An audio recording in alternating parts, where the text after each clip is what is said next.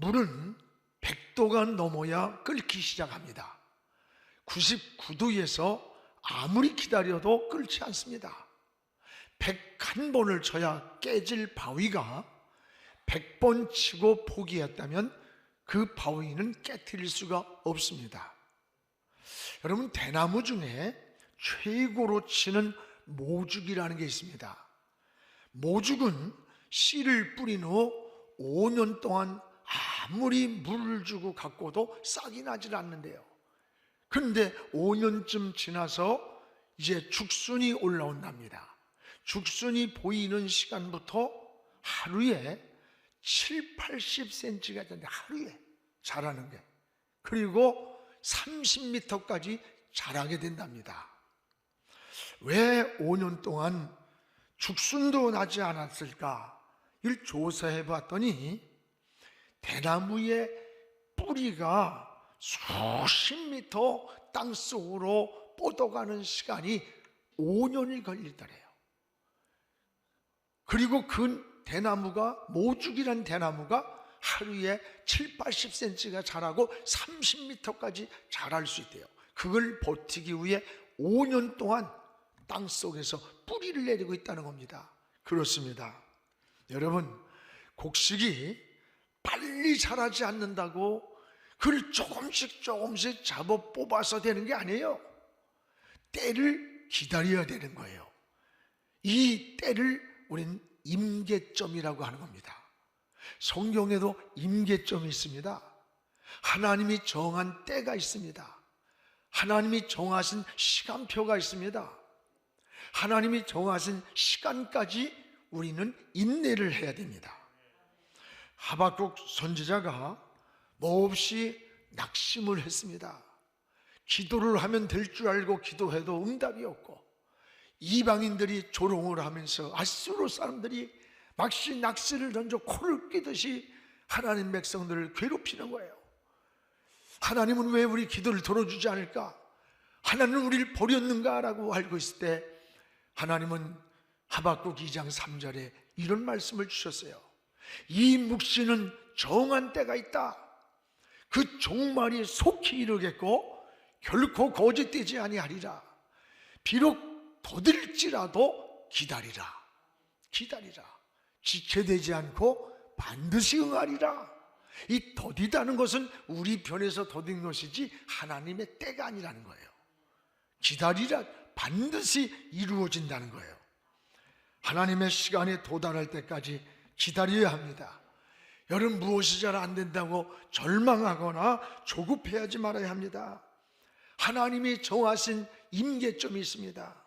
하나님은 우리의 신앙도 재어보시고 믿음도 재어보시고 기도도 재어보시는 거예요. 또 달아보시기도 해요. 부족함이 보이지 않아야 합니다. 그렇습니다. 하나님은 받은 축복을 빼앗기도 하고 주시기도 하는 거예요. 하나님이 달아보실 때 여러분의 믿음이나 기도나 충성이 부족함이 보이지 않기를 주의 이름으로 축복을 합니다. 오늘 말씀은 이 에스겔이 본 환상입니다. 이스라엘 백성들이 바벨론 포로에서 너무 지쳤어요. 꿈이 보이지 않고 희망이 보이지 않고, 오늘 기도한 우리 장로님 기도 내용처럼 희망이 보이지 않는 거예요. 이럴 때에 하나님께서는 에스겔에게 환상을 보여줬어요. 성전이 하나 보이더니 성전 문지방 밑에서 물이 펑펑 솟아나는 거예요. 이 물이 점점 깊어지더니 내를 이루고 강을 이루고 강둑을 넘쳤는데, 좌우에 보니까 나무들이 있는데 나무가 죽어가는 거예요. 잎사귀가 마르고 열매가 떨어지고 비틀어 죽어가는 거야. 이 나무가 뭐냐? 그 당시 포로 생활하던 이스라엘 백성의 모습이에요. 희망을 잃고 꿈을 잃고. 이것이 몇 천년 전에 이스라엘 백성의 모습입니까? 오늘 우리의 모습이라는 거예요. 우리도 이렇게 지치고 낙심하고 절망하는 시간들이 얼마나 많습니까? 이때에 하나님은 이 회복의 은혜를 환상 가운데 성전을 통해 흘러나오는 물을 보여주었어요. 이를 통해서 이 물이 흘러 들어갈 때 그 뿌리에 닿으니까 죽어가던 나무가 살아나는 거예요. 잎사귀가 무성해지고 열매가 많아지고 어부들이 어디에선가 모여들기 시작하면서 생명의 역사가 일어나는 거예요. 오늘 여러분에게도 낙심이 있습니까? 절망이 있습니까? 때로는 지치고 포기하길 만큼 이런 어려운 일들이 있을 수 있습니다. 그러나 다시 한번 하나님의 은혜가 뿌리에, 우리 삶의 근원지에 닿아서 여러분의 믿음도 은혜도 신앙도 기도도 흘러넘쳐서 다시 회복의 은혜로 되기를 주의 이름으로 축복을 합니다. 그러면 어떻게 이런 회복이 이루어질 수 있었느냐? 무엇보다 성전에서 흘러나온 물로 회복시키는 환상을 하나님이 보여줬던 거예요. 이 모든 회복의 원천 근원이 어디냐? 성전이었습니다. 성전의 생명의 근원이었어요. 성전에서 흘러나온 물이 닿는 데마다 살아나는 거예요. 생명이 살고 나무가 살고 잎사귀가 무성하고 열매가 맺고 어부들이 부르지 않았는데 물고기가 꼬이니까 찾아오는 거예요. 이 회복의 역사, 희망의 역사, 다시 일어나는 역사의 근원지가 어디냐? 이게 성전이었다는 거예요. 성전으로부터 나온 물을, 이게 에스겔이 환상 가운데 보는 거예요. 지쳐있는 이스라엘 민족들이 다시 회복되는 역사를, 그 근원지가 어디냐? 성전이었다는 거예요. 이것이 우리에게 주시는 메시지입니다. 여러분, 다니엘서 6장 10절에 보면 다니엘이 바벨론의 포로에 끌려가서 한 사건이에요. 다니엘은 왕이 만약에 다른 신에게 절하거나 기도하는 걸 보면 사자굴 속에 넣겠다는 도장을 찍은 것을 알고도 집에 돌아가서 저 예루살렘 쪽을 향해 창문을 열어놓고 하루에 3번씩 하나님 앞에 기도하는 거예요. 저 예루살렘 성전을 향해, 그쪽 방향을 향해 창문을 열어놓고. 여러분, 이것이 유대인들의 삶이에요. 이 유대인들은 지금도 내가 어느 곳에 살고 있든지 살고 있는 그 집의 문을 예루살렘 쪽을 향해 방향을 잡고 집을 짓는다고 합니다. 모든 삶이 성전 중심한 삶이에요. 왜 그러면 이들이 성전을 이렇게 중요하게 여기는 것일까? 이 성전의 주인이 누군가를 알아야 돼요. 여러분, 성전의 주인은 어느 개인이 아니고 누구 개척자가 아니에요. 누가 헌금을 많이 했다고 주인이 아니에요. 본질적인 성전의 주인은 하나님이라는 거예요. 그럼 하나님 성전 중심한 삶은 누구 중심한 삶이에요?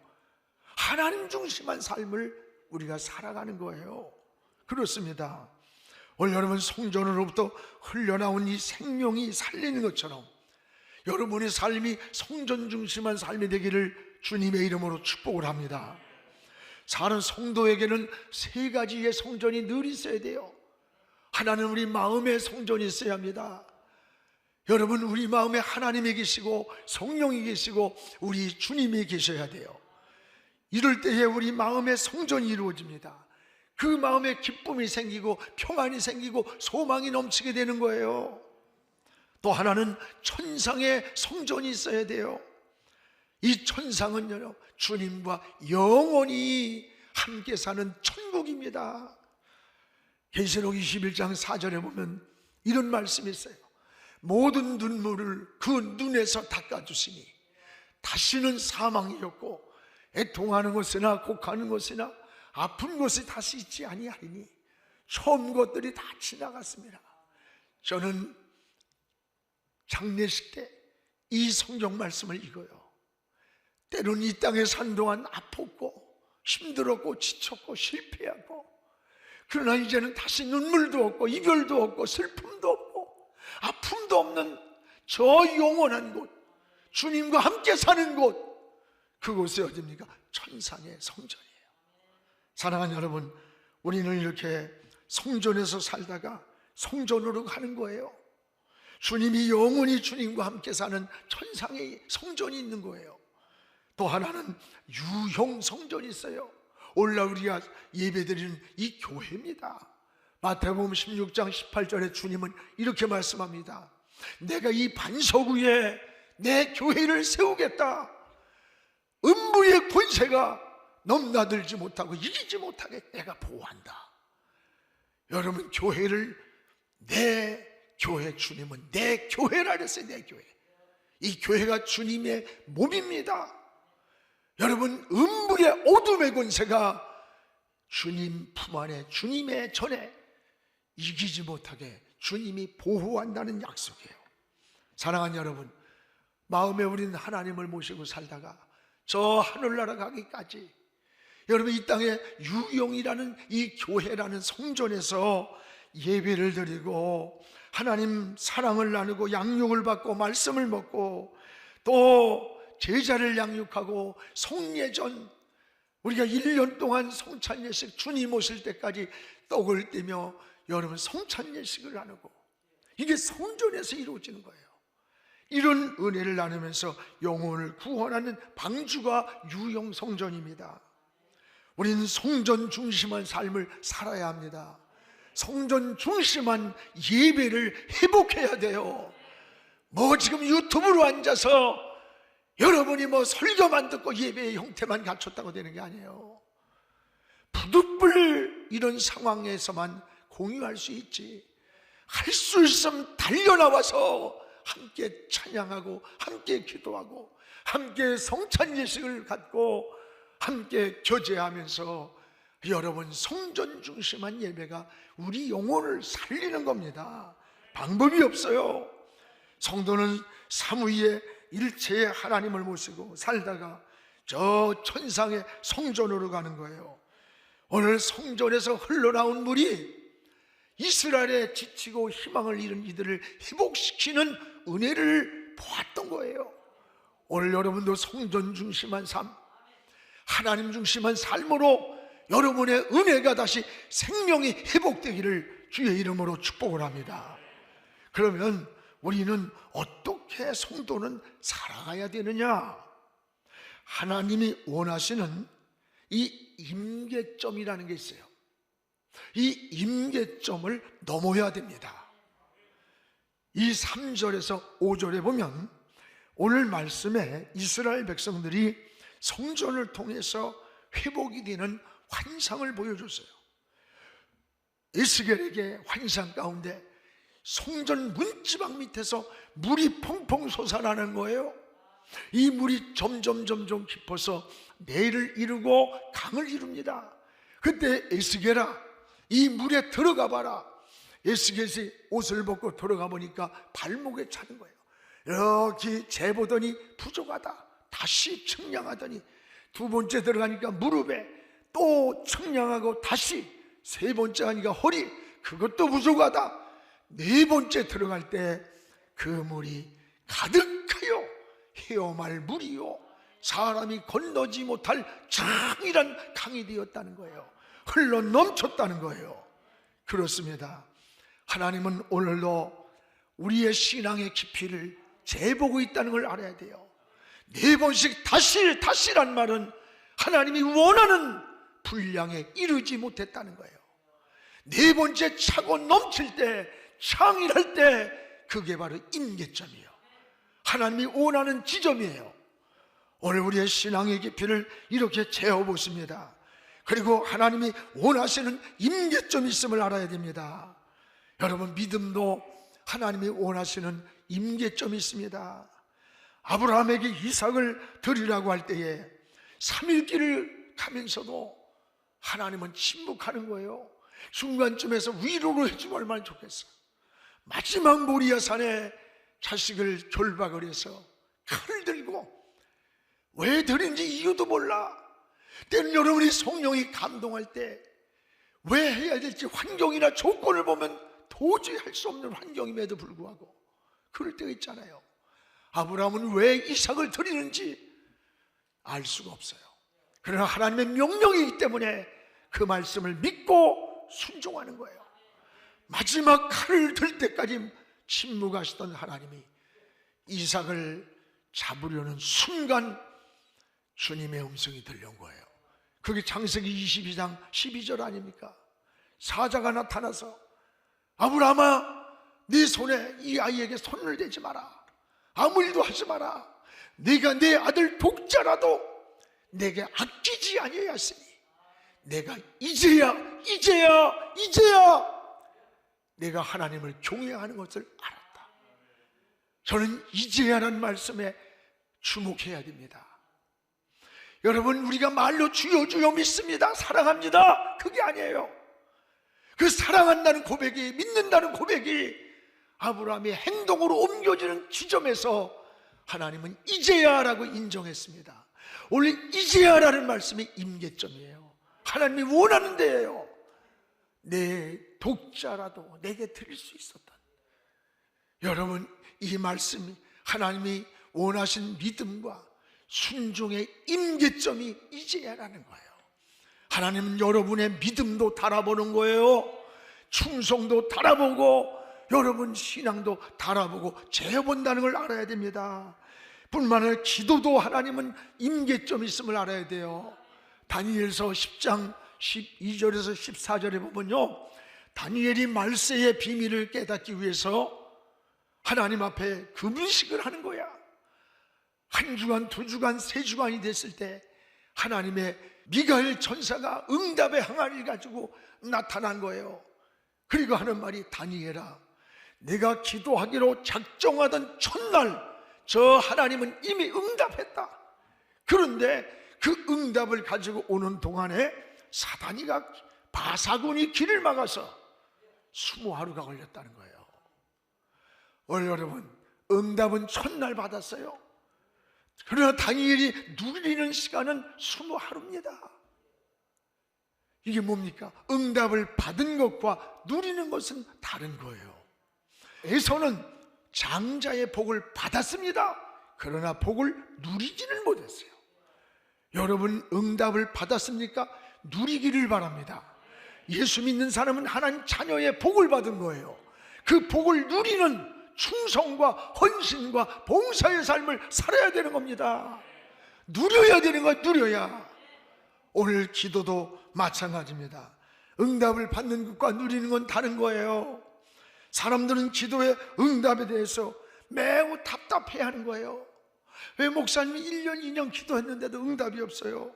아니에요. 간단합니다. 하나님이 원하시는 임계점을 알아야 돼요.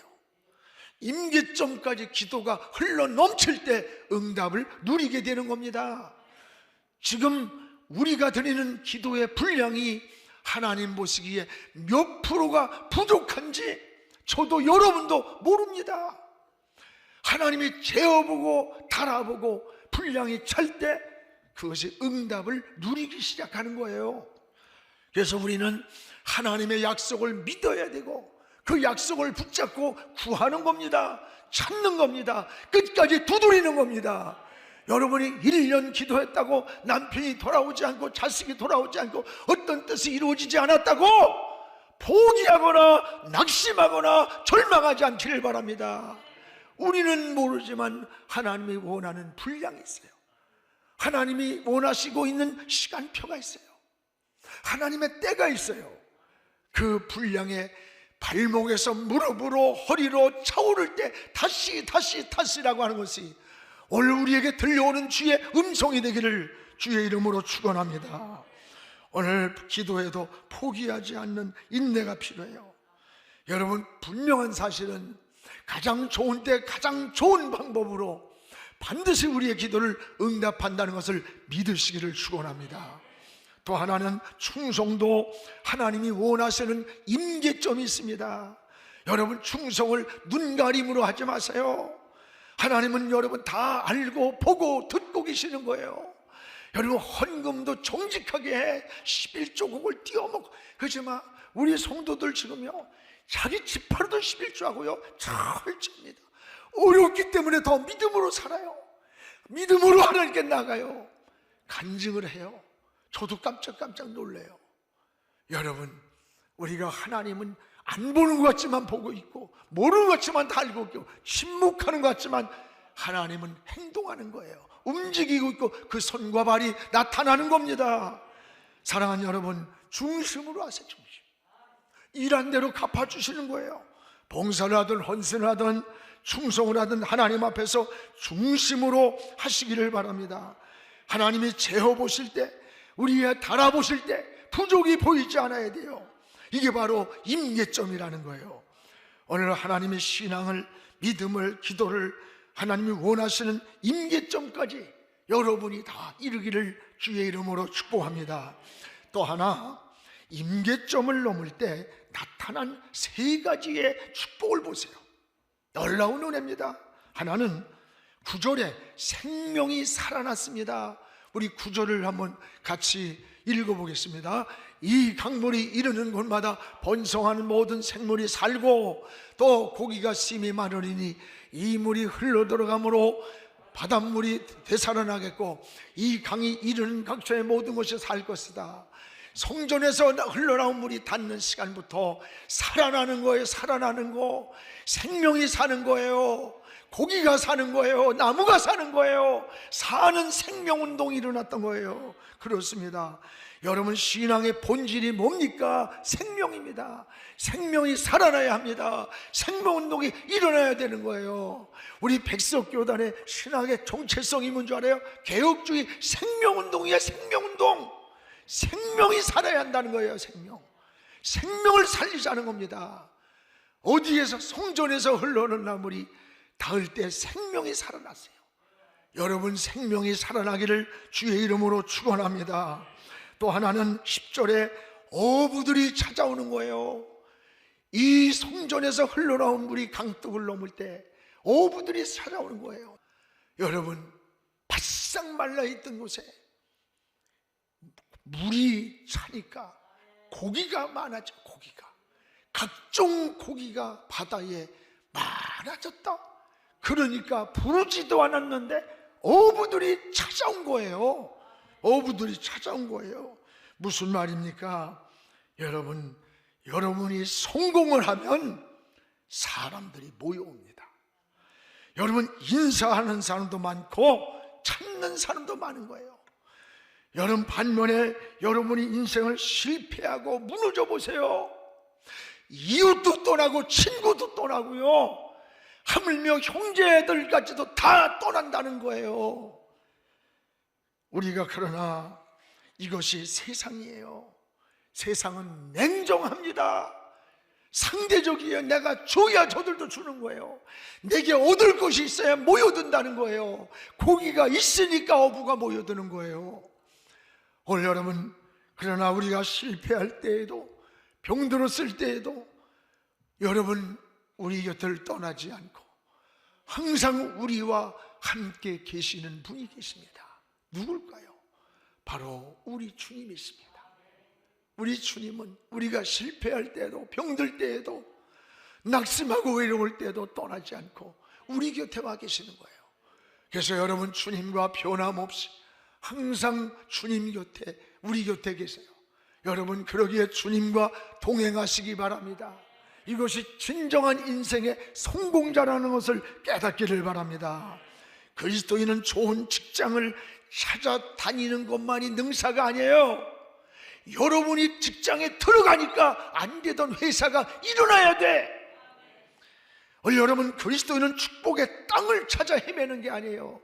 이사를 이리 갔다 저리 갔다 한다고 해서 뭐 되는 게 아니야. 이민 갔다고 성공하는 줄 압니까? 유학 보냈다고 성공하는 줄 알아요? 아니에요. 에나꼴의 셈이 여러분, 앉은 자리에서 사막인 줄 알았지만 삼손이가 하나님의 이름을 부르고 울부짖다가 보니까 눈이 열렸는데 그 자리에서 셈이 솟고 있었어요. 그게 에나꼴의 셈이야. 축복이 멀리 있는 게 아니에요. 하나님이 터쳐주는 여러분 앉은 자리가 에나꼴의 셈이 되기를 축복합니다. 그리스도인은 축복의 땅을 찾아다니는 게 아니에요. 여러분 까닭에 그 땅이 축복의 땅으로 바꿔지는 거예요. 여러분, 요셉이 까닭에 애굽 사람까지 복을 받았어.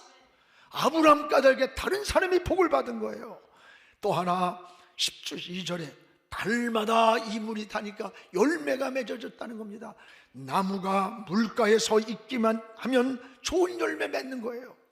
생명의 물을 공급받기 때문에 그래요. 우리의 신앙은 뭡니까? 물가에 서 있는 나무처럼 하나님의 은혜 안에 서 있는 게 복이에요. 오늘 저는 이 12절에서 받는 은혜가 있어요. 잎사귀까지 약재료가 되리라.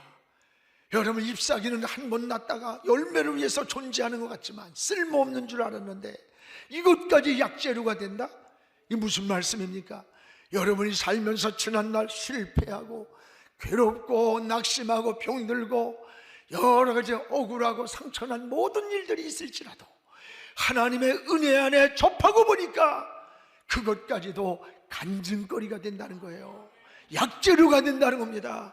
여러분이 힘들었던 일, 넘어졌던 일, 지치고 희망을 잃었던 일까지도 하나님의 은혜 안에서 약재료처럼 간증거리가 되기를 주의 이름으로 축원합니다.